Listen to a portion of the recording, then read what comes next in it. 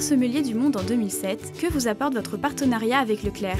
Ça me donne beaucoup d'opportunités de déguster tous les vins de la France parce que c'est vraiment des sélections minutieuses. On déguste toutes les appellations différentes. Pour moi, c'est aussi une opportunité de communiquer au grand public parce que moi, comme sommelier, j'ai toujours travaillé dans les petits restaurants. On a fait des dégustations pour une douzaine de personnes. Maintenant, c'est une opportunité parce que c'est vrai que la personne la plus importante, finalement, c'est la consommateur. Comment et avec qui sélectionnez-vous les vins? Avec l'équipe de Leclerc, c'est déjà une équipe c'est plutôt des amoureux de vin. C'est une équipe qui est très compétente et je travaille avec eux. C'est eux qui proposent tous les vins différents. Moi, j'interviens pour proposer des choses, pour vérifier les sélections. Après, on va éliminer certaines choses, on va rajouter des autres choses. C'est moi qui fais aussi les commentaires des dégustations et j'essaie de transmettre ma passion pour la dégustation aux consommateurs. Et je propose aussi les accords mes vins. Les incroyables Leclerc sont-ils vraiment incroyables? Oui.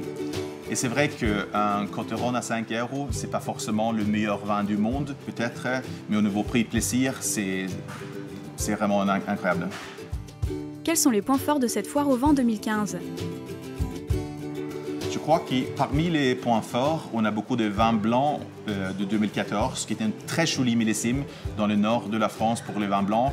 Dans la Loire, en Chablis, dans la Bourgogne, on a beaucoup de fraîcheur, beaucoup de tension. C'est pareil avec les Bordeaux 2012 qui étaient au début assez critiqués, mais maintenant je trouve vraiment que le vin commence à s'ouvrir. C'est des vins tout en souplesse, on peut le boire maintenant même on peut garder longtemps dans la cave. Quels sont vos coups de cœur de cette édition 2015? Parmi mes vins préférés, je vais citer 2012 Château de Malherbe. C'est un Haut-Médoc très classique, mais avec cette souplesse de 2012, on peut l'attaquer maintenant, mais aussi garder très longtemps dans la cave. Aussi 2014 Masamiel Pur Schiste, c'est un vin du Sud qui est vraiment mûr et ample, mais en même temps, c'est soutenu par une certaine fraîcheur et minéralité.